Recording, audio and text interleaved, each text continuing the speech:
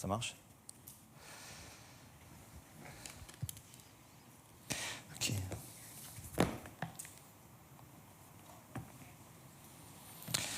Ok, prions encore au Seigneur Jésus. Merci pour tout ce qu'on entend, Seigneur, tout ce qu'il nous est donné de ta part, Jésus. Gloire à ton nom, Jésus. Bénis ton peuple, Seigneur. Sauve ce matin, Jésus. Sauve ceux qui ne l'ont jamais été et sauve ceux qui en ont besoin dans leur perdition actuelle. Merci, Jésus. Amen. Pensons à ça. Merci, Oleg, c'est super. L'enchaînement est parfait là pour EPS. Puisqu'on parlait de la profondeur de l'esprit, donc c'était parfait. Beau chant, Corinne, Charlène, super aussi.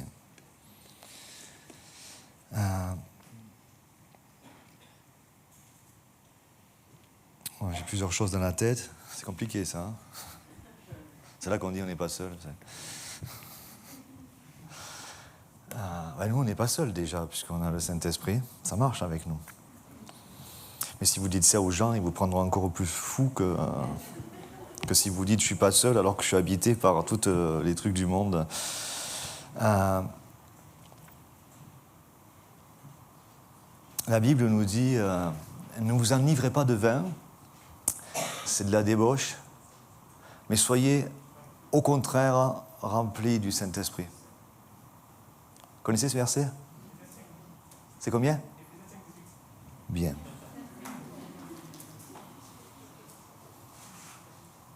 Ne vous enivrez pas de vin, c'est de la débauche. Mais du coup, ça nous dit qu'on peut être rempli, s'enivrer du Saint-Esprit, sans modération. Vous demandez des fois? Vous imaginez une soirée, vous êtes invité. Vous savez, comme ça arrive toujours, on boit un coup. Ah ben non, moi, je préfère être rempli du Saint-Esprit. Encore une fois, ça fera 2 fois, vous passerez pour des fous. Et pourtant, c'est la réalité pour nous. C'est ce que nous voulons, être remplis. Parce que c'est là que les guérisons se passent. C'est là que les profondeurs de Dieu sont amenées. On va voir ça. On va parler de superficialité et profondeur. Parce que je pense que beaucoup de guérisons, là, je vais m'adresser aux gens qui déjà ont une petite connaissance de Dieu. Mais beaucoup de guérisons ne viennent pas parce qu'évidemment, on reste superficiel. Et on va dire c'est un peu normal puisque autour de nous, tout est superficiel. Tout n'est qu'en surface. Tout n'est qu'en surface. Et évidemment, dans le christianisme, ça veut rentrer pareil, les mêmes choses, d'être superficiel. Et la superficialité ne guérit pas. La superficialité n'amène pas plus loin.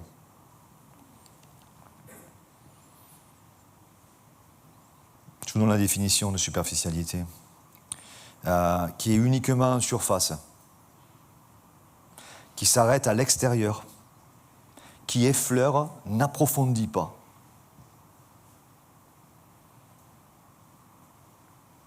J'ai retrouvé une définition par rapport au travail. Regardez, la superficialité de l'existence au sein du monde contemporain, donc c'est aujourd'hui, le monde d'aujourd'hui, se manifeste dans la vie professionnelle avec la disparition progressive de l'artisanat, les artisans qui fabriquaient des choses, qui était à la fois un mode d'expression et une voie de croissance intérieure. Donc l'artisanat disparaît de plus en plus parce que c'était profond.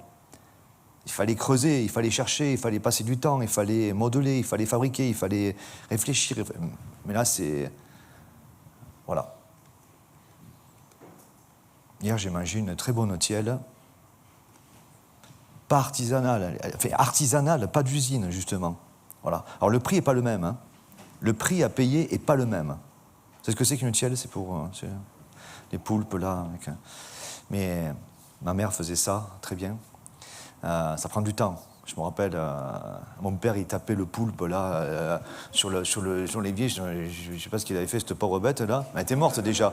Pour l'attendrir, après, il fallait le couper. Il n'y avait pas vraiment tous les broyeurs d'aujourd'hui qu'on a, des robots. Et après, la préparation, ouais, voilà, ça coûte du temps.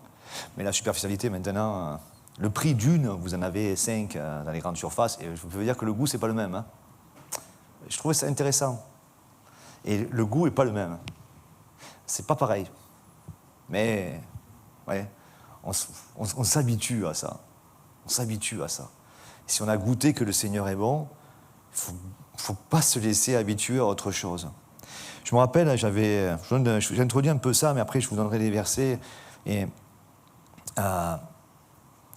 une citation de Victor Hugo qui dit « Tout bruit écouté longtemps devient une voix ». Je trouve ça, j'ai dit « Tiens, c'est intéressant ». Alors on pourrait dire tout son, allez. Un musicien, je suis sensible, je fais la batterie, mais tu fais du bruit, j'aime pas trop. Hein. Ça me vexe. Je fais des sons, moi, attention, je fais de la musique. Mais tout son écouté un moment, longtemps, devient une voix. Ouais. D'ailleurs, des grands méchants l'ont fait. Hein. Hitler l'a dit, vous répétez un mensonge longtemps, fort, longtemps, et les gens finissent par le croire. Voilà. Mais c'est vrai que plus on va écouter la parole de Dieu, mais c'est-à-dire qu'au début, c'est... Mais ne pensez pas que c'est que les nouveaux qui sentent ça, les anciens aussi. C'est là que la superficialité peut venir s'installer. C'est-à-dire que j'écoute un message, j'écoute 2 messages, j'écoute 10 messages, je ne m'arrête pas, je prie pas, je ne demande pas, Seigneur, je ne veux pas être rempli du monde, c'est de la débauche. Mais au contraire, ça veut dire que si je ne fais pas l'un, c'est l'autre qui va arriver. Parce qu'on est fait pour être rempli. On est des aspirateurs, en fait. Si vous n'êtes pas rempli de l'un, sans parler du vin d'ailleurs, ça peut être autre chose qui nous remplira. La télé, les soucis, même des bonnes choses, voilà, le travail, l'argent, ça va nous remplir. Et Dieu nous dit, attention, soyez remplis du Saint-Esprit. Et je vais vous dire quelque chose, c'est que la différence du Saint-Esprit et du système de ce monde, de la superficialité, c'est que le Saint-Esprit, il travaille que dans le profond. Il ne travaille jamais en superficie. C'est ça que les chrétiens qui deviennent superficiels, ça m'arrive. Je peux être sauvé, être superficiel, c'est-à-dire je deviens superficiel avec vous, je deviens superficiel avec Pasteur Yoann, je deviens superficiel avec la louange, avec le pastorat. Pourquoi ? Parce que comme je respire la superficialité de ce monde et que pour rester dans des images, finalement, elles ne sont pas si mauvaises que ça, c'est tiède. Voilà. Ce qu'il faut, c'est manger. Hein. Vous voyez ? Voilà.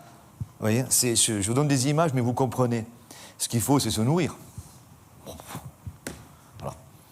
Et donc, je respire cet air-là. Mais si je ne m'arrête pas et que je dis, waouh, je dois être rempli du Saint-Esprit, Seigneur, remplis-moi de ton esprit.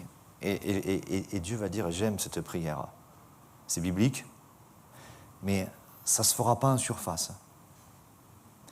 Pour parler du son, vous savez, on entend des choses comme ça, et puis, vous voyez, si vous êtes superficiel avec ça, je vous ai cité Victor Hugo, mais j'écoute ce que dit l'Église, j'écoute ce que dit, on me dit de revenir sur la parole, on me dit de revenir. Et petit à petit, c'est pas un bruit que tout le monde dit, ça devient un son que je m'approprie, ça devient une voix, et ça devient la voix de Dieu. Je me rappelle, j'avais fait une formation en musique pour passer un diplôme, on avait eu un super enseignant. Il nous faisait faire un exercice qui au début était assez déstabilisant, même après. Hein. On était 20, je me rappelle 21 même. Donc il y avait de tout, on était plusieurs batteurs, multi-instrumentistes. Et en fait, l'animateur nous faisait jouer en même temps, on faisait un peu d'improvisation, puis il arrêtait et il disait « Qu'est-ce qu'il fait lui ?» Wow.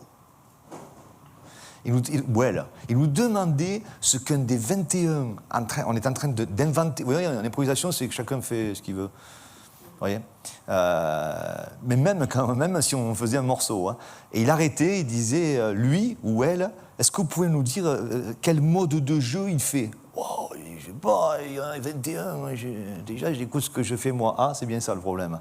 Voilà. Il voulait nous amener à écouter des bruits pour qu'ils deviennent des sons et qu'ils deviennent une voix et qu'ils deviennent clairs et que ça devienne profond dans l'écoute, vous voyez, et que d'un coup on puisse analyser en termes ce qui se passe.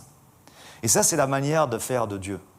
Parce que ça ne marche pas. La superficialité, ça marche pas avec Dieu.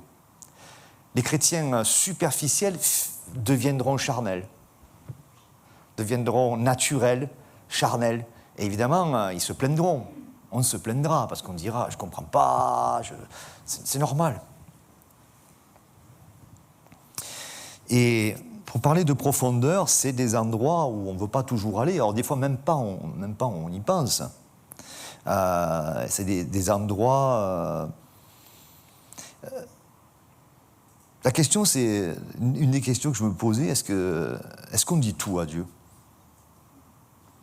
Dernièrement, je discutais avec une personne, j'entendais quelqu'un qui disait « j'arrive pas à parler de ça à Dieu ».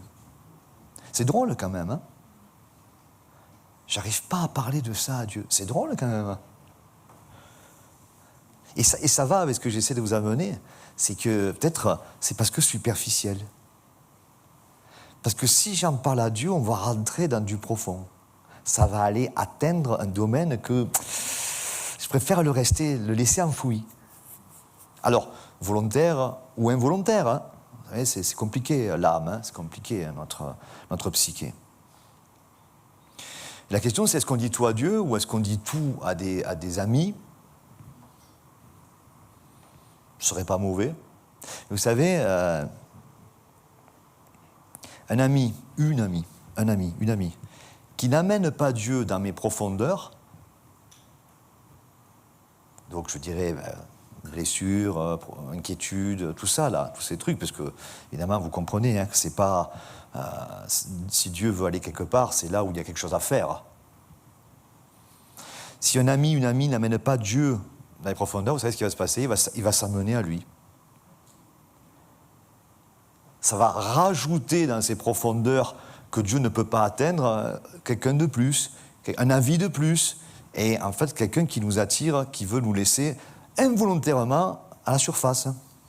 À la surface. Et vous savez l'image de... Si de l'eau rentrait dans cette pièce, à part s'il y a un tsunami, hein, mais si de l'eau rentre, ça va s'étendre partout. Hein. Il faudrait vraiment qu'il y ait une boîte plus fermée, bien hermétique pour que ça monte, vous savez. Et le monde aujourd'hui vit beaucoup comme ça. On remplit, il faut que ça s'étende. Et Dieu, il ne travaille pas comme ça. Dieu, il travaille en profondeur, donc il faut que ça creuse. Et c'est vrai que ça fait du bien de parler à des gens. Ils parlent plus que d'autres. D'autres ne parlent pas d'ailleurs. Il y a un équilibre dans tout ça. Mais je sais que si on ne parle pas à Dieu, mais qu'on parle aux gens de ce que seul Dieu pourrait guérir, sauver, nettoyer, transformer, montrer le but, ben si on ne parle qu'à des amis, les amis vont pas, s'ils ne m'amènent pas Dieu, un ami devra vous amener Dieu. Vous pouvez avoir déjà un filtre de ce qu'est un ami. Pour un chrétien, hein.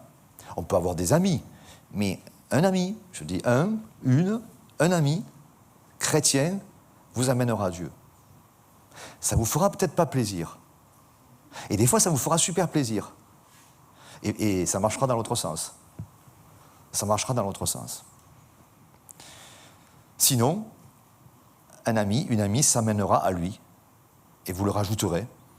C'est pas grave, c'est embêtant. Je vous donne des passages. Ecclésiaste 7, 24. Ecclésiaste 7, 24. Ce qui est loin, ce qui est profond, les versions des fois le répètent, comme ça on est bien sûr, ou d'autres, ce qui est loin, ce qui est excessivement profond, qui peut l'atteindre? Point d'interrogation, va nous dire le roi David, dans ses questions à la recherche de... Lui, il a cherché. Hein. Si vous lisez l'Ecclésiaste, il a cherché, il va en arriver à dire que tout est vanité, poursuite du vent, etc.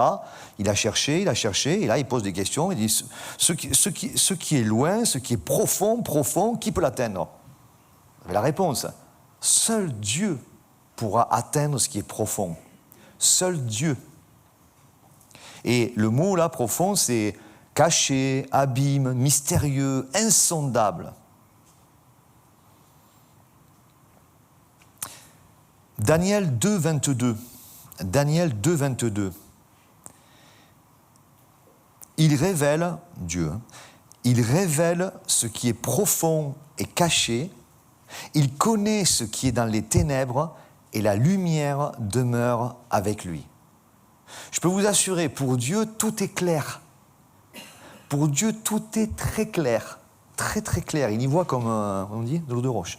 C'est très clair pour lui. Si tu lui donnes la possibilité, il va y aller. En surface, vous savez, on est... comment j'ai écrit ça? Soit l'homme est dans les ténèbres, et quand on n'y est pas, on espère le plus souvent possible, on est quand même entouré de ténèbres. On va dire, on marche dans ce monde. Donc on est entouré. Donc je vais un peu par là. On marche toujours sur... C'est délicat, la vie chrétienne. Hein. Et plus ça va, plus tu as de moins en moins de place pour mettre les pieds, sans rentrer dans des compromis, des choses compliquées. Mais pour Dieu, tout est clair. Il sait que si tu ne peux pas te déplacer comme ça, ce n'est pas toujours un problème, puisque le travail va se faire en profondeur, comme l'eau que je vous décrivais. Voilà. Dieu, il veut que ça creuse, vous voyez, ça. Et c'est intéressant, hein, parce que, vous voyez, le profondeur, hauteur, vous voyez, le ciel, vous voyez, c'est... Mais comme ça se répand, ça se répand. Superficiel, je reçois la parole. Vous connaissez le passage du semeur? À la lumière de ce que je vous dis ce matin, Marc 4, 5. Marc 4, 5. Vous savez, le semeur, il jette, ça tombe à plusieurs endroits. Et là, il y a écrit, une autre partie tomba dans un endroit pierreux, dont la semence, ce que Dieu donne, hein, c'est ça l'image de la parabole. Hein. Dieu sème des paroles. Et ça tombe dans des endroits de nos vies. Ça tombe dans un endroit pierreux où elle n'avait pas beaucoup de terre. Elle leva aussitôt. Pourquoi? Parce qu'elle ne trouva pas un sol profond. On fait ça. Il n'y a pas de profondeur. Et cette parabole, elle parle vraiment de ça. Elle parle, après il y a les tracas de la vie, les soucis ou les épines, les différents sols. Mais là, par rapport à ce que je vous dis, Dieu sème dans nos vies. Si il n'a pas accès à quelque chose de profond, voilà, le soleil va... Parce qu'il n'y a pas... Et c'est très simple, hein. Je sors, j'ai reçu quelque chose, après, en l'occurrence aujourd'hui, vous serez très vite mis à l'épreuve, hein. C'est très vite sur un message comme ça, et moi avec. Donc, et peut-être même en discutant avec quelqu'un tout à l'heure, ça va déjà être mis à l'épreuve. C'est possible. Et ils vont sortir, ils vont dire attention à ce que je vais dire. Vous allez sortir, vous allez discuter d'un sujet, peut-être vous allez partir dans des sphères, et Dieu dira, on revient au message. On revient au message. Voilà, ou quand vous rentrerez chez vous, vous aurez. Et c'est une nécessité que dans laquelle Dieu nous sollicite à s'entraîner, à aller en profondeur. À aller en profondeur alors que le monde devient de plus en plus superficiel. De plus en plus superficiel. Alors moi je suis un homme, je vois les femmes, elles sont de plus en plus superficielles. Pas là, hein, en général. Voilà, en général. Et je pense que les femmes, vous voyez, les hommes sont de plus en plus superficiels. C'est pas d'aujourd'hui, mais ça continuera. On fait son travail de plus en plus superficiellement. Allez, c'est bon, ça y est, c'est fini. Voilà. Tout se fait, et vous comprenez bien que l'Église ne sera pas exemptée de cette épreuve-là. Voilà. Le profond, juste il faut le désirer. Hein. Comme on est par moments un peu conscient, on se dit waouh, qu'est-ce qu'il va aller chercher? Qu'est-ce qui va aller déterrer? Profond, ça veut dire éloigné de la surface. Regardons un passage que vous connaissez très bien de la femme au puits. Ah tiens, vous ne pouvez pas le rater celui-là, hein, avec un puits. Hein. C'est dans Jean chapitre 4.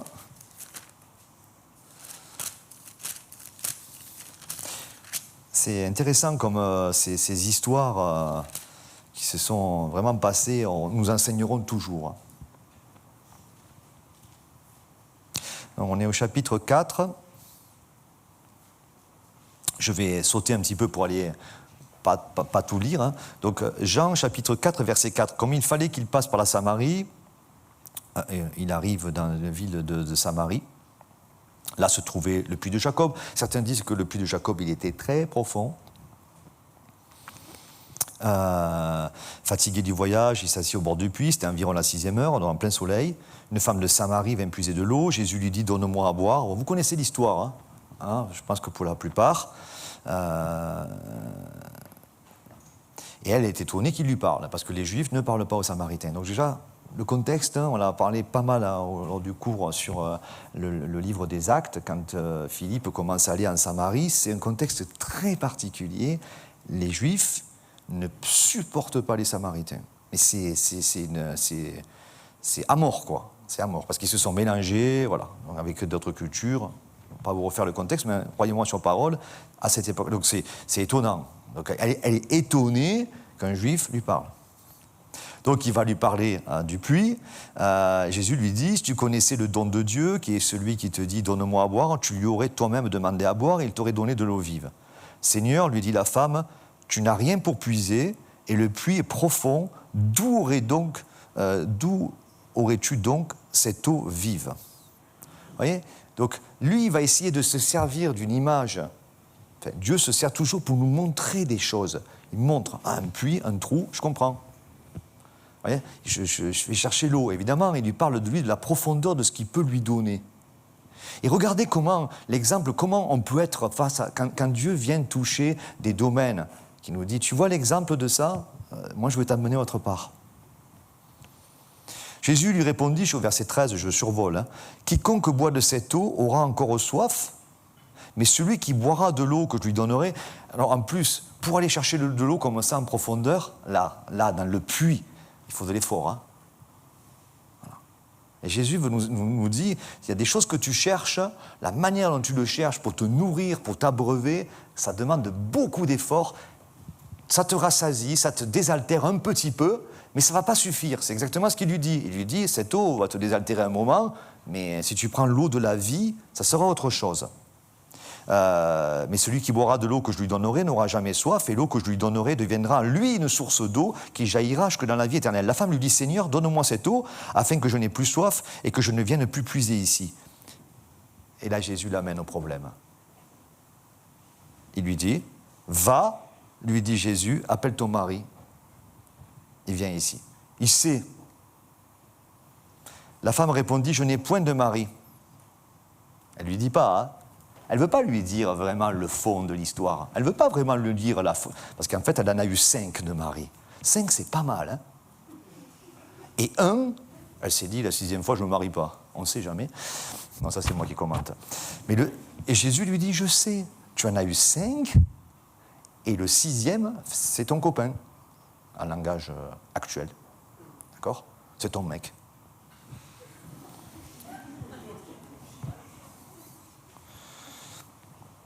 Et là, regardez, comme elle ne veut pas aller en profondeur là où il veut la mener, elle va lui dire, Seigneur, lui dit la femme, je vois que tu es prophète. Alors on se dit, c'est bien. Ils vont pouvoir attaquer le sujet, puisqu'ils viennent de lui dire ce qu'il a bouffé depuis tant de temps, avec 5 maris, un copain et tout ça.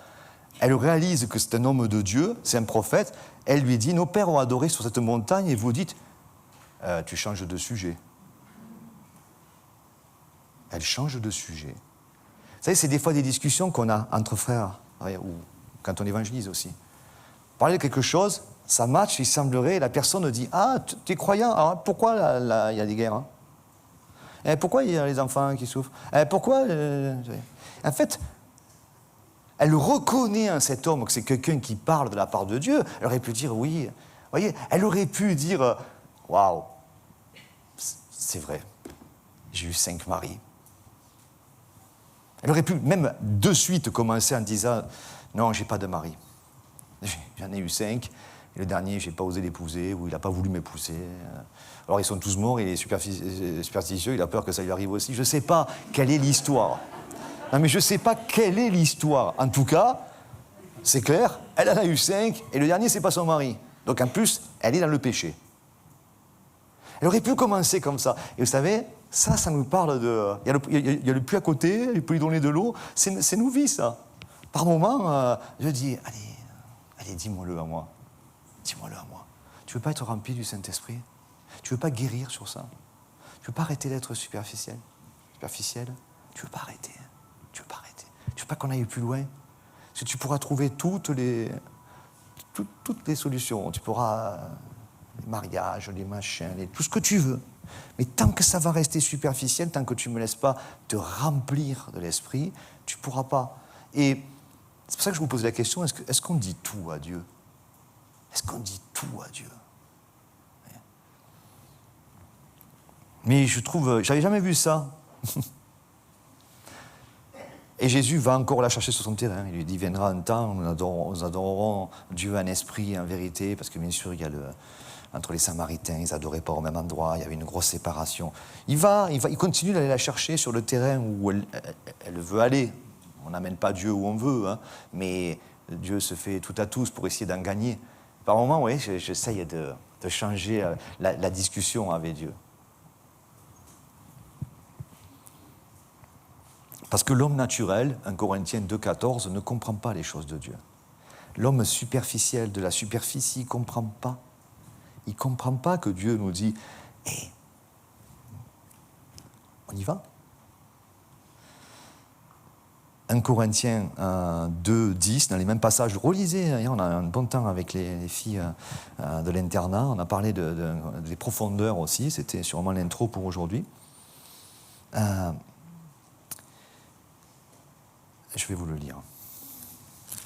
On va sûrement terminer avec ce passage. 1 Corinthiens, verset 2, prenez-le si vous avez, ça vous voyez les mots.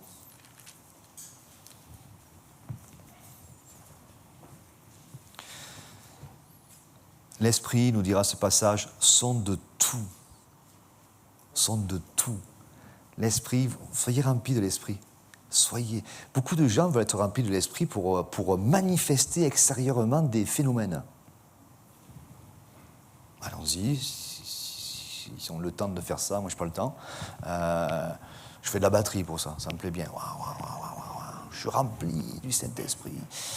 Mais non, le remplir du Saint-Esprit, en général, tu pleures. Tu ne te roules pas par terre. Tu ne sautes pas partout.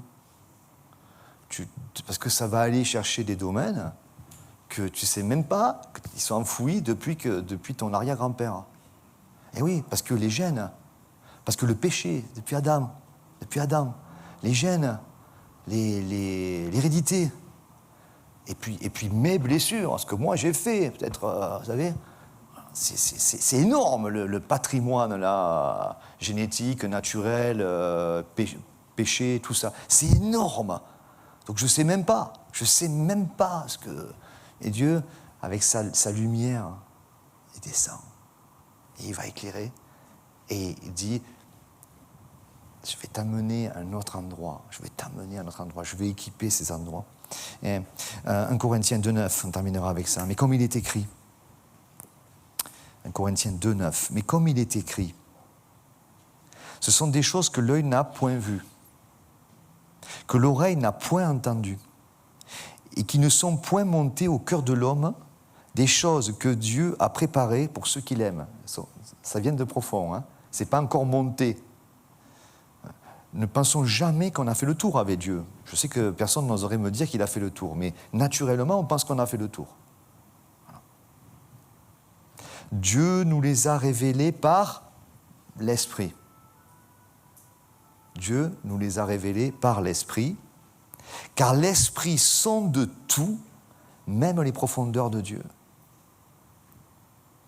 Qui donc parmi les hommes connaît les choses de l'homme, si ce n'est l'esprit de l'homme, donc ce que je connais moi par rapport à moi?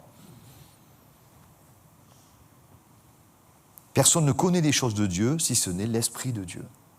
D'où d'être rempli de l'esprit, d'où d'être rempli des choses de Dieu qui seront que profondes. Or, nous n'avons pas reçu l'esprit du monde superficiel, mais l'esprit qui vient de Dieu, afin que nous connaissions les choses que Dieu nous a données par sa grâce, par cadeau. Et nous en parlons non avec des discours qu'enseigne la sagesse humaine. On ne peut pas parler comme... puisque le fait de voir ce qui n'était pas visible, d'entendre, que ça monte au cœur, le langage change aussi. J'ose dire, hey, Seigneur, tu veux me remplir? Remplis-moi, Seigneur, remplis-moi de ton esprit.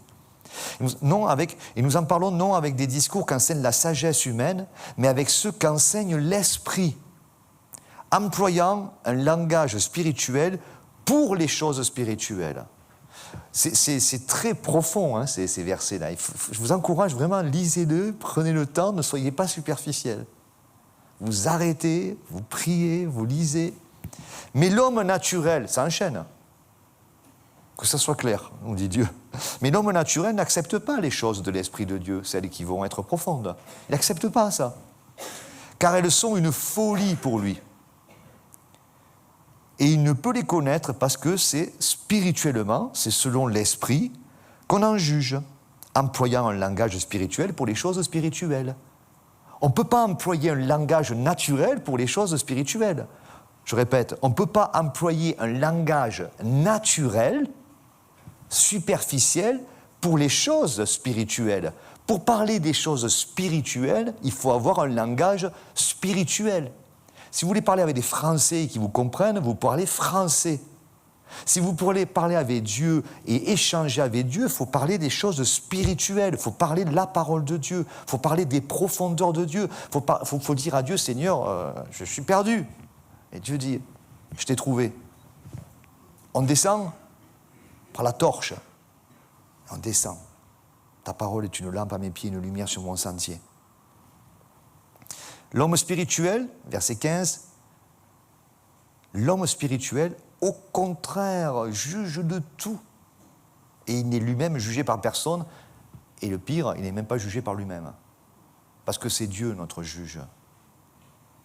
Car qui a connu la pensée du Seigneur pour l'instruire? Or, nous avons la pensée de Christ. Proverbe 20, 27, deux versets pour terminer. Proverbe 20, 27, le souffle de l'homme est une lampe de l'Éternel. Donc c'est l'esprit là aussi, hein. Le souffle c'est l'esprit. C'est la lampe de l'Éternel. Il pénètre jusqu'au fond des entrailles. C'est là que Dieu travaille, en pénétrant en profondeur. C'est comme ça que tu es guéri. C'est comme ça que tu es guéri. Pas en surface. Hein. Pas en surface. Tout ce qu'il faut se faire en surface, tu peux entendre des choses sympas, tu peux entendre, mais ça ne va pas guérir, ça ne va pas révéler, ça ne va pas toucher, ça ne va pas colmater, ça ne va pas soigner, ça ne va pas penser, ça ne va pas équiper, ça ne va pas édifier. Non, c'est qu'en profondeur que ça se passe, ça. Le souffle de l'homme est une lampe de l'Éternel, il pénètre jusqu'au fond des entrailles. Job 32, 8, celle-là, elle est super.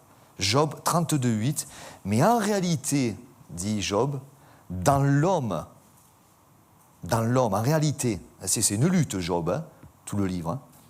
Mais en réalité, dans l'homme, c'est l'esprit, le souffle du Tout-Puissant qui donne l'intelligence. C'est magnifique ce verset. En réalité, dans l'homme, c'est l'esprit, le souffle du Tout-Puissant qui donne l'intelligence. Amen.